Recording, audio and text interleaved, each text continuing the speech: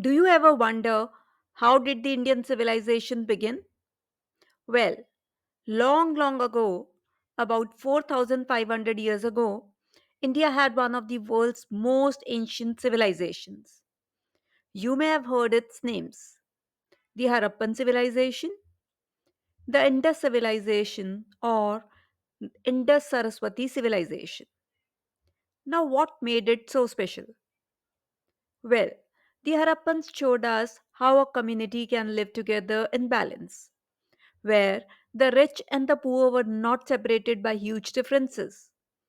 Their society was built more on sharing and accommodation rather than fighting and exploitation.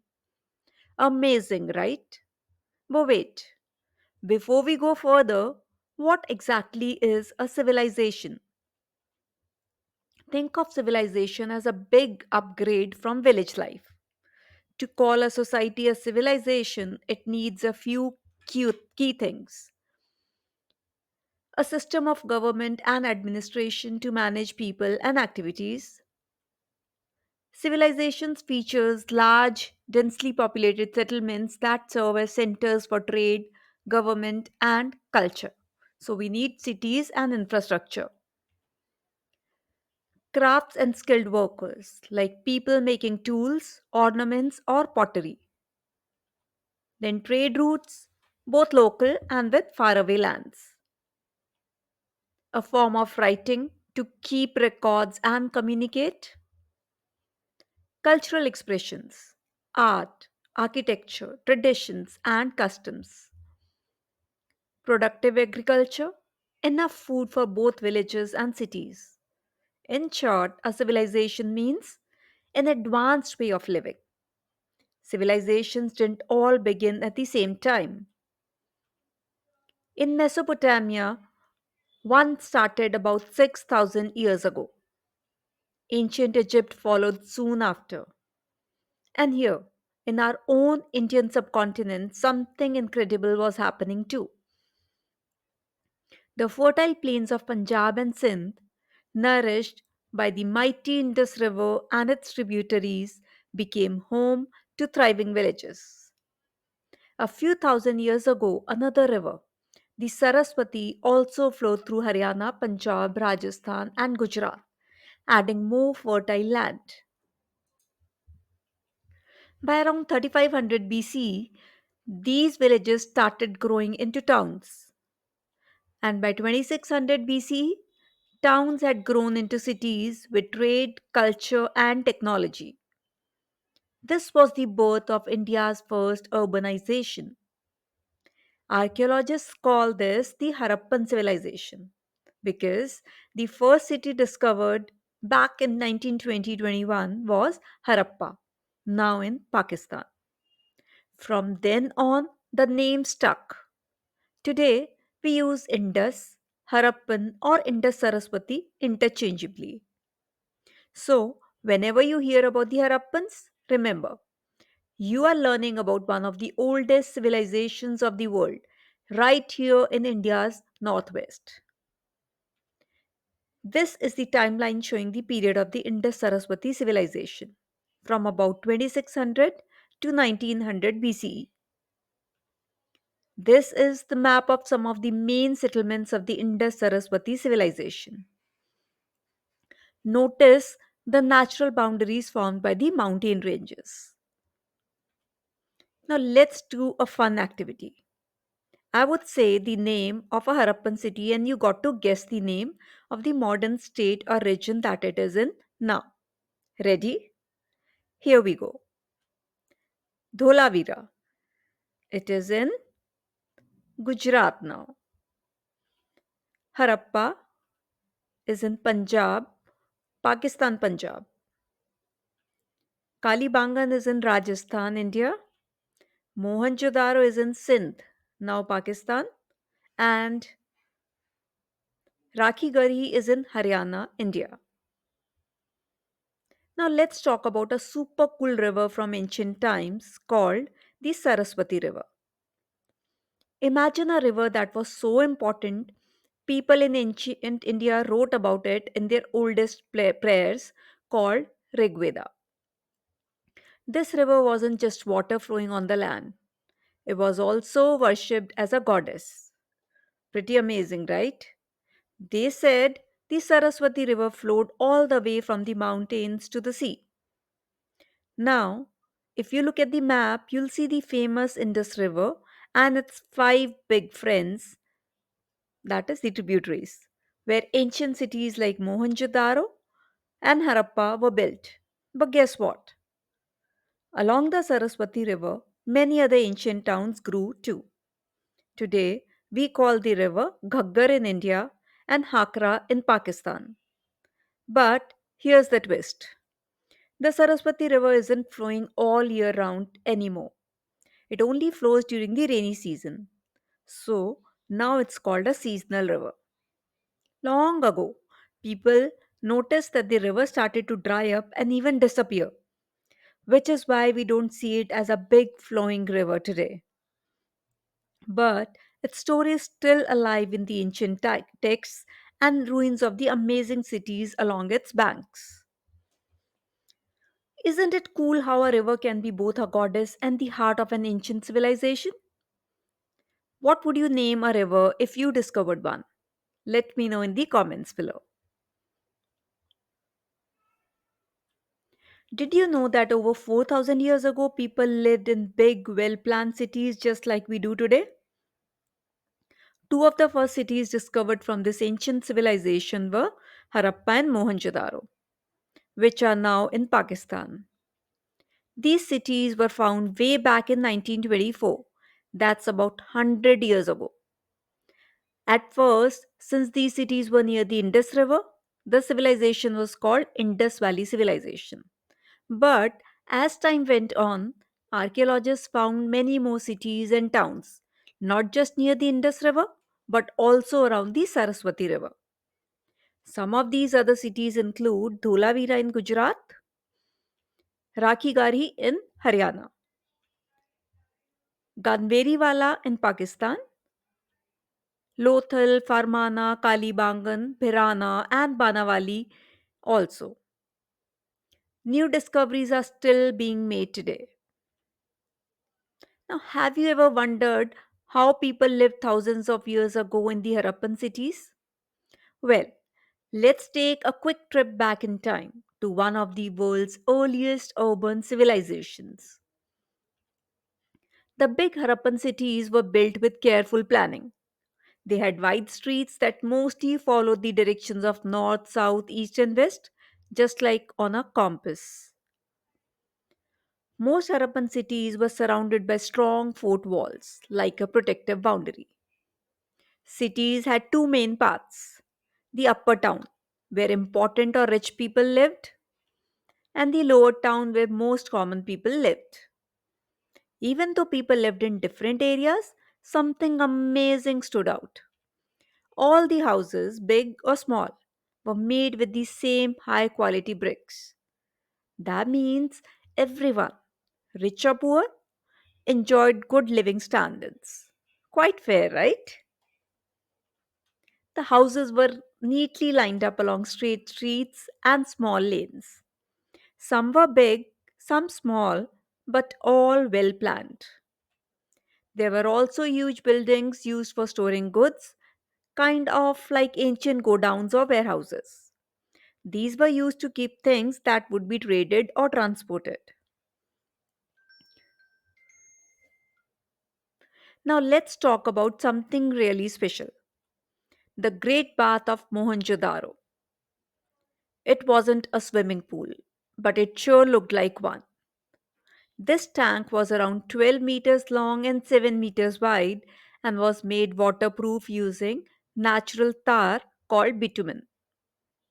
There was even a well nearby to fill it with water and a drain in one corner of the tank to empty it from time to time and refill it with fresh water. But what was it used for? Archaeologists have a few ideas.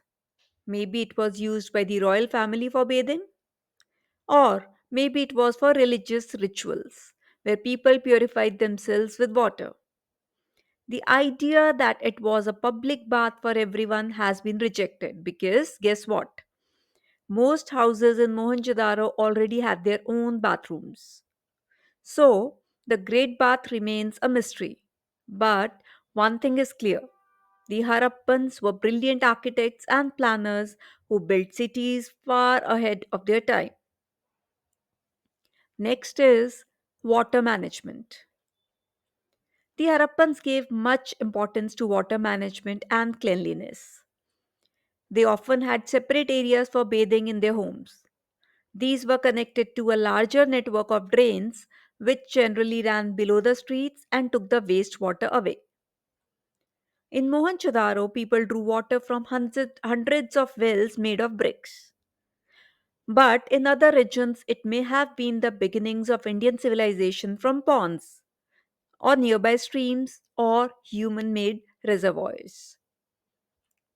In the case of Dholavira, which is in the run of Kutch in Gujarat now, the largest reservoir measured 73 meters in length. At Dholavira, at least six large reservoirs were built with stones or even cut into the rock. Most of them were connected through underground drains for efficient water harvesting and distribution. What did the Harappans eat? The Harappans created many of their settlements along the banks of large or small rivers. This is a logical choice, not just for easy access to water but also for agriculture, since river enrich the soil around them. Archaeological findings have shown that the Harappans grew cereals like barley, wheat, some millets, and sometimes rice, in addition to pulses and a variety of vegetables. They were also the first in Eurasia to grow cotton, which they used to weave into clothes. They made farming tools, including the plow, some of which continue to be used by modern day farmers. This intense agricultural activity was managed by hundreds of small rural sites or villages. Then, as now, the cities could survive only if enough agricultural produce from rural areas reached them on a daily basis. The Harappans also domesticated a number of animals for meat consumption and fished both in rivers and in the sea. This is known from the large number of animal and fish bones found during excavations. Scientific examinations of clay pots have provided some answers, both expected ones, which are dairy products, and surprising ones, such as remains of turmeric, ginger, and banana. Clearly, their diet was quite diverse. The Harappans were engaged in active trade, not only within their own civilization, but with other civilizations and culture within and outside India. They exported ornaments, timber, some objects of daily use like bronze mirror, terracotta pot, stone weights, bronze chisel, all from Dholavira, and a games board engraved on a stone about 25 centimeter in length from Dholavira. Also, a terracotta vessel about 4 centimeter in length from Karanpura in Rajasthan. Harappans designed many games and toys to keep both adults and children amused. There was probably also gold and cotton, and possibly some food items. The most favored ornaments were beads of carnelian, a reddish semi precious stone found mostly in Gujarat. Harappan craftspeople developed special techniques to drill them, so a string could pass through them, and to decorate them in various ways. These are Harappan carnelian beads excavated at Susa, which is present day Iran. They also worked conch shells into beautiful shell bangles, which requires sophisticated techniques as shell is a hard metal. What the Harappans imported in exchange of the exported goods is not so clear. It probably included copper since this metal was not so common back home. The Harappans mastered the art of working copper, a soft metal. If tin is added to copper, the resulting metal is bronze, which is harder than copper. The Harappans used bronze to make tools, pots and pans, and some figurines. The dancing girl is a bronze figurine from Mohenjo-daro. It is 10.8 centimeter high. A terracotta figurine seated in the Namaste position. This is a statuette of a figure often called priest king. A design on a pot which seems to tell the story of the thirsty crow who finds a clever way to drink water at the bottom of the pot is from Lothal. To conduct such a trade, they used land routes and rivers, and the sea for more distant destinations. This is the first intensive maritime activity in India. Indeed, quite a few Harappan settlements are located in the coastal regions of Gujarat and Sindh. Lothal, a small settlement in Gujarat, had a surprisingly huge basin, measuring 217 meters in length and 36 meters in width. The length is just a little more than that of two football grounds. This basin must have been a dockyard, that is, a structure used to receive and send boats for further transportation of goods. Such elaborate trade requires traders to be able to identify their goods and also each other. This seems to have been the chief purpose of thousands of small seals which have been excavated from many settlements. These seals were generally made of steatite, a soft stone that would be hardened through heating. They measure only a few centimeters and generally depict small animal figures above them, a few signs that are part of writing system. But that system and the symbolic meaning of the animal figures are yet to be understood. What is certain is that they somehow relate to trade activities. Here is a seal showing a swastika. This is a seal depicting a three faced deity seated on a raised platform surrounded by powerful animals. Around 1900 BCE, this Sindhu-Saraswati civilization, despite all its achievements, began to fall apart. The cities were abandoned one by one. If any inhabitants remained, they adopted a rural lifestyle in the changed environment. It appears that the earlier government or administration no longer existed. Gradually, the Harappans scattered over hundreds, if not thousands, of small rural settlements. The Harappans returned to rural settlements because a rural lifestyle gives easier access to food and water than an urban lifestyle. Then, as now, cities depended on villages to provide food and sometimes water. Archaeologists have proposed many factors for the decline. Long back, it was thought that warfare or invasions may have destroyed the cities, but there is no trace of warfare or invasion. Indeed, the Harappans do not seem to have kept any army or weapons of war. As far as the evidence goes, it seems to have been a relatively peaceful civilization. Two factors are currently agreed upon. First, this would have made agriculture more difficult and could have reduced food supply to the cities. Second, the Saraswati River dried up in its central basin. Suddenly, cities there such as Kalibangan or Banavali were abandoned.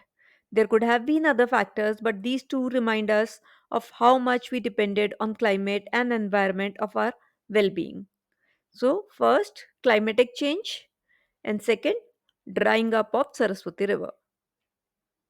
Although the cities disappeared, much of the Harappan culture and technology survived and was passed on to the next phase of Indian civilization. Under 20 minutes, you just completed your chapter.